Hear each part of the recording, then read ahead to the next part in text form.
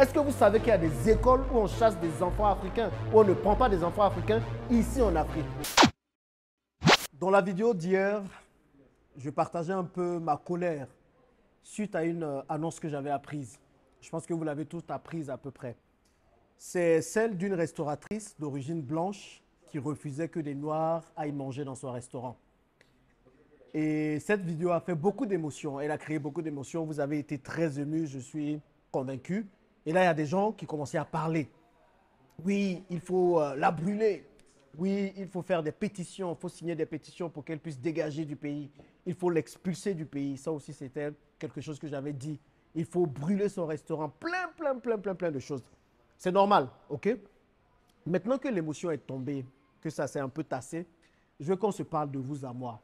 Parce que ce problème-là, ce n'est pas forcément que celui des autres. Si ça arrive ici en Côte d'Ivoire, c'est parce qu'il y a aussi des raisons qui poussent à ce que ça arrive ici. Ce que nous allons faire dans cette vidéo, nous allons nous dire les vérités entre nous déjà, entre Africains, entre Ivoiriens.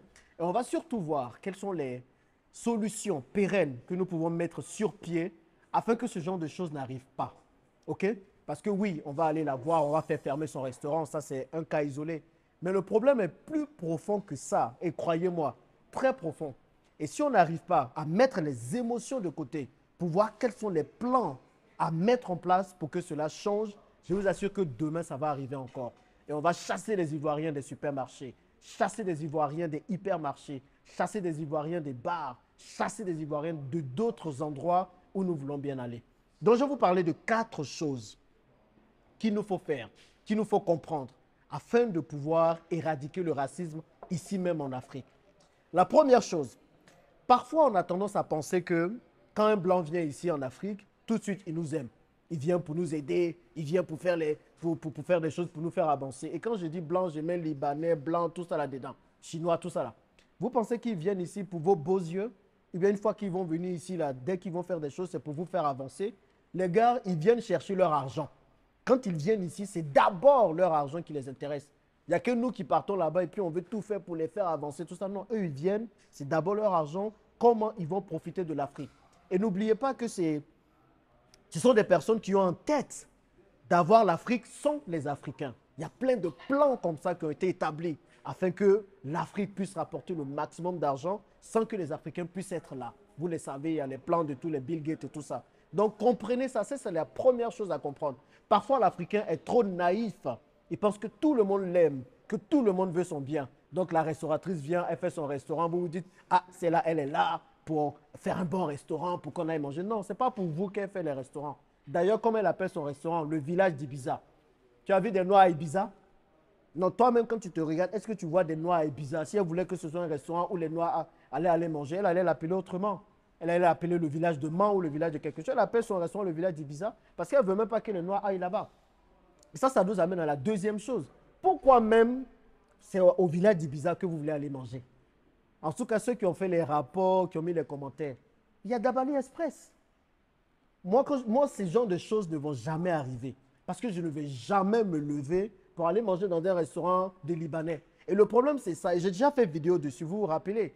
Quand je disais que les Burger King et tout ça, il faut arrêter d'aller mettre votre argent là-bas. Vous vous levez ici, et ça, c'est une culture ici à Abidjan. Dès qu'on veut manger quelque chose, ah, on va aller manger au Shawarma Plus, on va aller manger au Shawarma Si, on va aller manger dans tel restaurant français très huppé. Après, vous vous plaignez qu'on ne veut pas de vous là-bas. Il faut qu'on apprenne à manger local.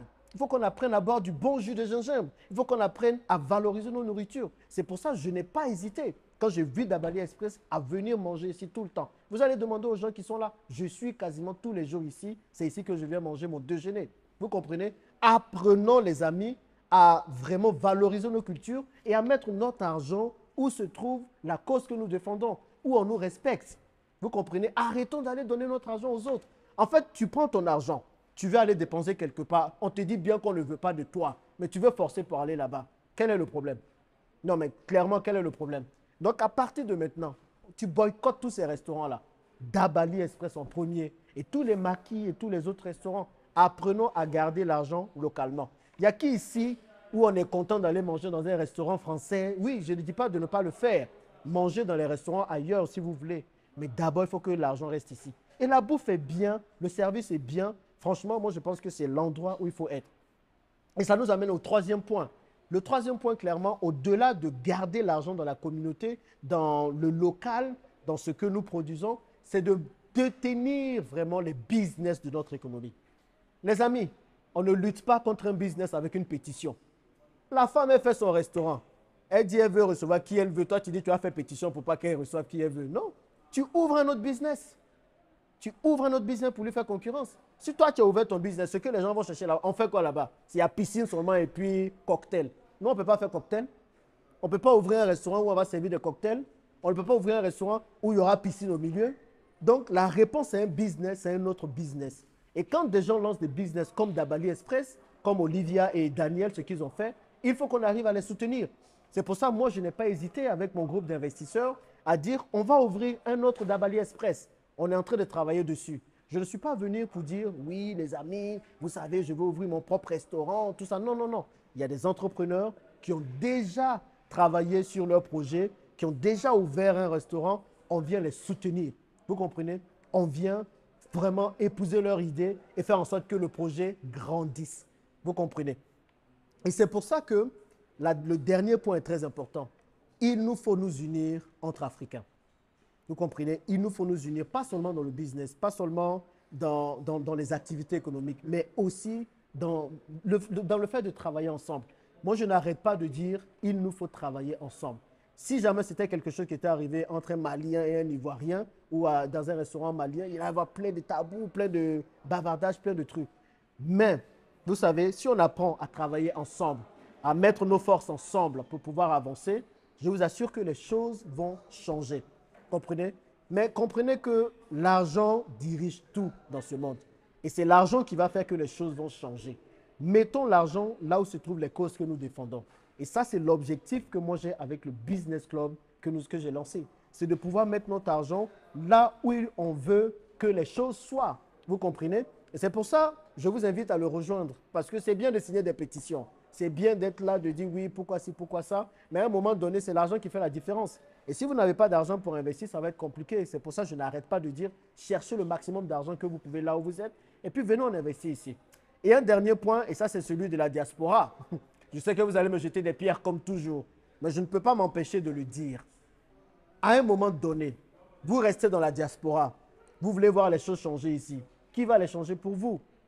Qui va les changer pour vous? Et il y a certains qui disent mais oui, c'est pour ça que je ne veux pas partir en Afrique, parce que les gens là-bas, ils vivent comme des rois. Mais si tu restes dans la diaspora, est-ce que les choses vont changer? C'est pour ça que j'invite la diaspora à revenir vivre ici en Afrique. Vous comprenez? C'est bien d'investir, c'est bien. Investissez, ça c'est déjà le point de départ. Mais pour changer les choses, on a besoin de vos compétences. On a besoin de vos connaissances. On a besoin de votre savoir-vivre. On a besoin de votre savoir-faire. On a besoin de votre savoir-être. Venez ici, que nous puissions travailler ensemble, changer les choses sur le terrain. On a besoin de toutes ces compétences-là. Sinon, croyez-moi, nous allons vivre sur une terre qui ne nous appartient pas. Demain, ce sont nos enfants qu'on va chasser des écoles. Est-ce que vous savez qu'il y a des écoles où on chasse des enfants africains, où on ne prend pas des enfants africains ici en Afrique? Les restaurants, c'est juste l'exemple que nous avons appris. Mais il y en a d'autres. Il y a des écoles où on refuse les enfants qui viennent d'ailleurs. On refuse les enfants qui proviennent d'ici, je voulais dire. Donc, à un moment donné, comprenez que l'heure est grave. Ce n'est plus juste nos petites envies, ce n'est plus juste nos petits intérêts, mais c'est l'intérêt de toute une génération qui est prise en cause. C'est l'intérêt de tout un peuple, de toute une race qui est en cause. J'en parle avec autant de vigueur parce que c'est quelque chose qui mérite d'être proclamé et d'être dit haut et fort. Il nous faut venir ici. Et c'est ici qu'on va changer les choses. Vraiment, comprenez que les pétitions, c'est bien, casser les restaurants, c'est bien, tout ça, c'est bien, mais ça ne va pas changer les choses. Il nous faut poser des actions fortes, des actions concrètes. Avant de voir la paille qui est dans l'œil de l'autre, il faut qu'on puisse voir la poutre qui est dans le nôtre. Donc, posons-nous les bonnes questions pour poser les bonnes actions ensuite. Je compte sur vous pour partager cette vidéo. On se retrouve dans la prochaine.